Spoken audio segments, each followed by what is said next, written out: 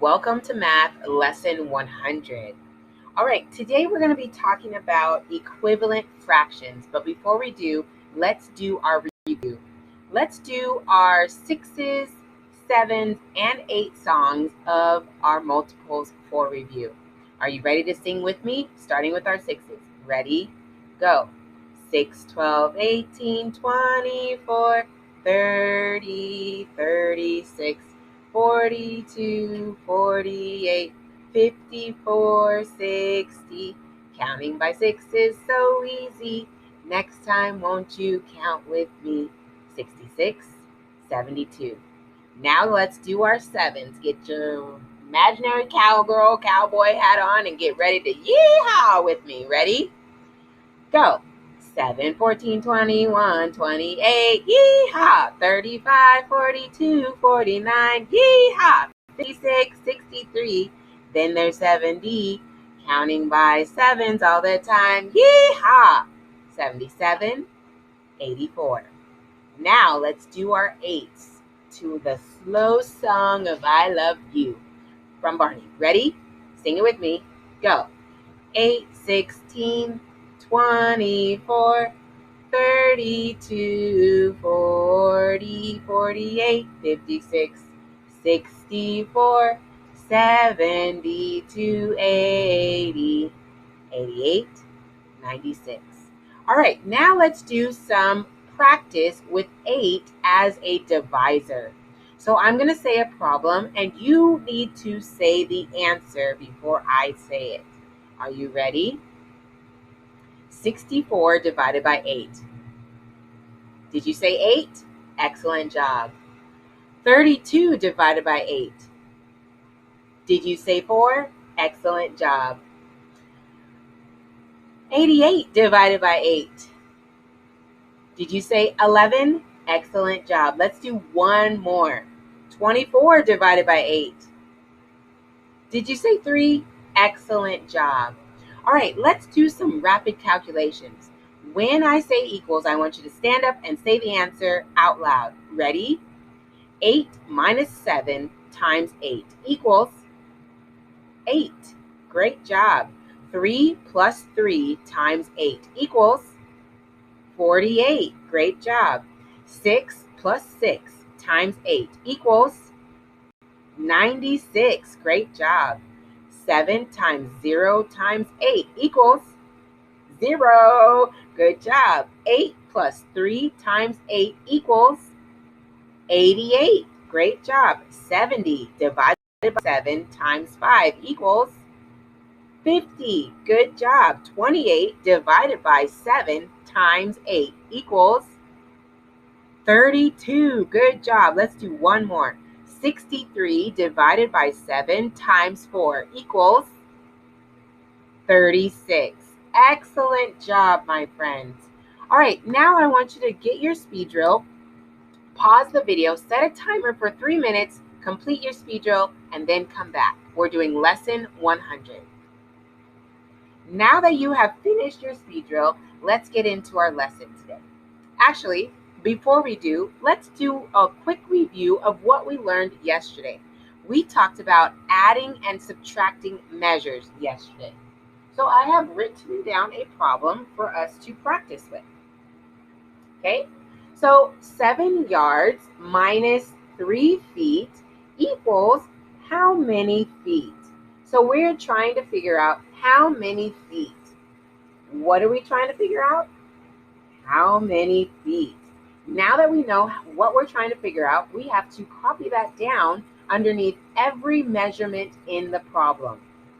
So as you can see, I have copied down blank feet minus blank feet equals blank feet.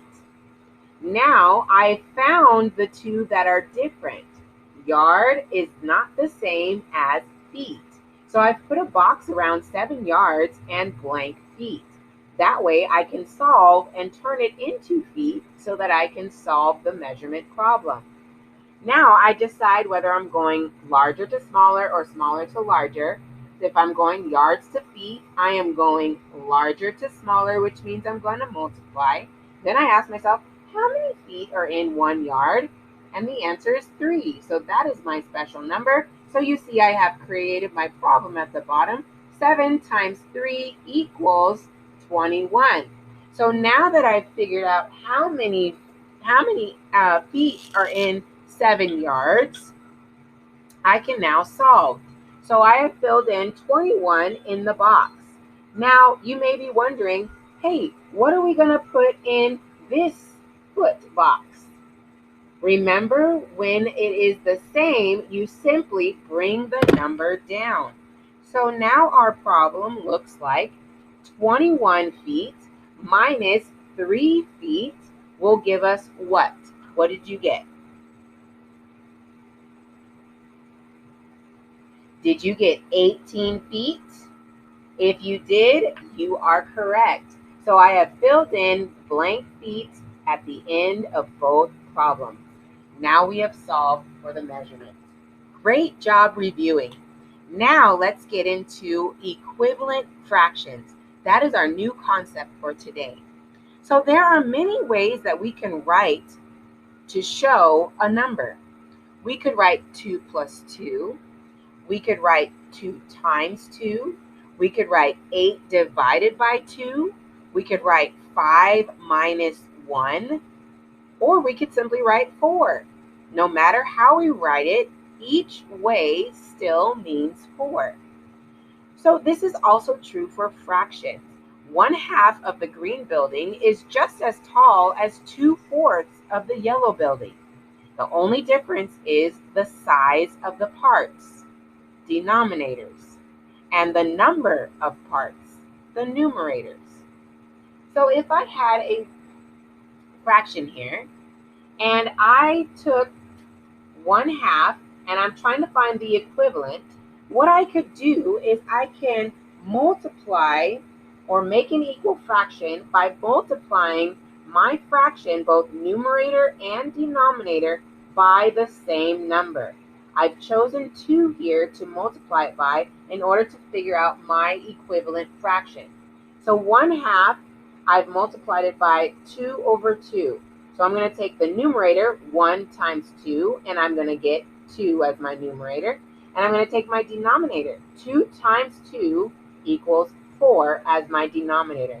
So the equivalent fraction of 1/2 is 2/4. They are equivalent because I have multiplied the numerator and the denominator by the same number. So we can make equal fractions by multiplying the numerator and denominator by the same number as long as we use the same number for both terms, the numerator and the denominator. So let's take a look at a different one. Here's 1/2 again. This time I'm trying to make an equivalent fraction by multiplying the numerator by 3 and the denominator by 3. So 1 times 3, it equals 3, that's my numerator, and then 2 times 3 equals 6, that is my denominator. Therefore, 1/2 and 3/6 are equivalent fractions. The only difference is the parts. So there were 6 parts in that 3/6 fraction. There were 2 parts in that 1/2 fraction. Although they are different, they are equivalent. It's the same amount. All right, now I want you to take out your math book, open up to page 199 and 200, and begin to apply what we've learned about equivalent fractions. Happy study.